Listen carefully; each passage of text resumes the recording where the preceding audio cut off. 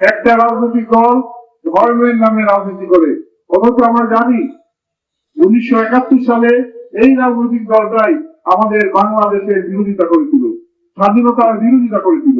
1971 সালের সরকারে তাদের 4 জন মন্ত্রী ছিলেন। তারা আমাদের দেশের 30 লক্ষ মানুষকে হত্যা করতে সহযোগিতা করেছিল। আমাদের 2 লক্ষ মা বোনের ইজ্জত ছিনিয়ে নিতে তারা ভূমিকা পালন করেছিল। তারা কিন্তু মানুষের যে মৌলিক অধিকার, অন্ন, বস্ত্র, বার্তা, শিক্ষা, চিকিৎসা তা নিশ্চিত করার দায়িত্ব গ্রহণ করে না। এই কারণে গত 54 বছরে আমরা কখনো কোন সরকারকে পাই নাই যারা মানুষের খাবারের দায়িত্ব নেয়, মানুষের কাপড়ের দায়িত্ব নেয়, মানুষের বাচ্চা কাচ্চাদের শিক্ষার দায়িত্ব নেয়, চিকিৎসার দায়িত্ব নেয়। এই বিষয়গুলো আমরা দেখি না।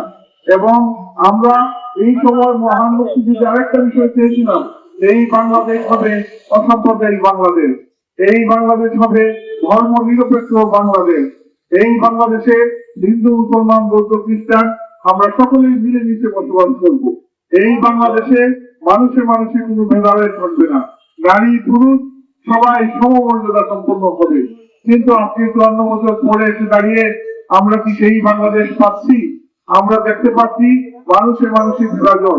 একটা রাজনৈতিক দল ধর্মের নামে রাজনীতি করে। অথচ আমরা জানি 1971 সালে এই রাজনৈতিক দলটাই আমাদের বাংলাদেশের বিরোধিতা করেছিল, স্বাধীনতার বিরোধিতা করেছিল। 1971 সালের সরকারে তাদের 4 জন মন্ত্রী ছিলেন। তারা আমাদের দেশের 30 লক্ষ মানুষকে হত্যা করতে সহযোগিতা করেছিল। আমাদের 2 লক্ষ মা বোনের ইজ্জত ছিনিয়ে নিতে তারা ভূমিকা পালন করেছিল। সুতরাং এবং শেষ মুহূর্তে 1971 সালে মহান মুক্তিযুদ্ধের শেষ প্রান্তে দাঁড়িয়ে ডিসেম্বরের 14 তারিখে এদেশের শ্রেষ্ঠ সন্তান বুদ্ধিজীবীদেরকে তারা ধরে ধরে নিয়ে হত্যা করতে সহযোগিতা করেছিল।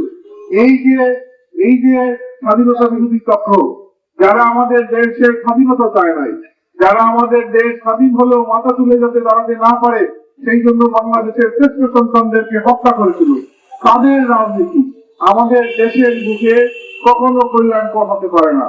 তাদের রাজনীতি আমাদের দেশের মঙ্গলের জন্য হতে পারে না।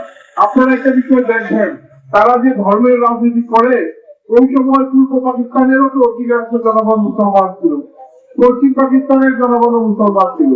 এই যে তারা ধর্মের ভিত্তিতে আজকে দেশ করতে বলে, তাইলে পাকিস্তানিরা যারা ছিল মুসলমান, পূর্ব পাকিস্তানেও ছিল সংখ্যাগরিষ্ঠ মুসলমান, তাহলে তারা 30 লক্ষ এই পূর্ব পাকিস্তানের জনসাধারণকে কোন হত্যা করলো? এই যে তাদের যে আচরণ, এই আচরণ থেকে কি মনে হয় তারা আসলে মুসলমান, বাংলাদেশে বসবাসকারী মুসলমানদের প্রতি কোনো দয়া মায়া আছে? বাংলাদেশের মুসলমানদেরকে তারা ভালোবাসে, পছন্দ করে? এইটা আসলে তারা চায় না। তারা এই যে পাকিস্তানি ভাবধারায় বাংলাদেশকে নিয়ে যেতে চায়, আবারও পাকিস্তানের অন্তর্ভুক্ত করতে চায়। এইটাই হলো তাদের মূল মন্ত্র। তারা বাংলাদেশের যে কোথায় বলে রাজনীতি করুক না কেন, তাদের ভাবধারার মধ্যে দেখবেন পাকিস্তান। এই বাংলাদেশ পাকিস্তানে যদি ক্রিকেট খেলা হয়, আপনি দেখবেন তাদের মনে মনে টান থাকে।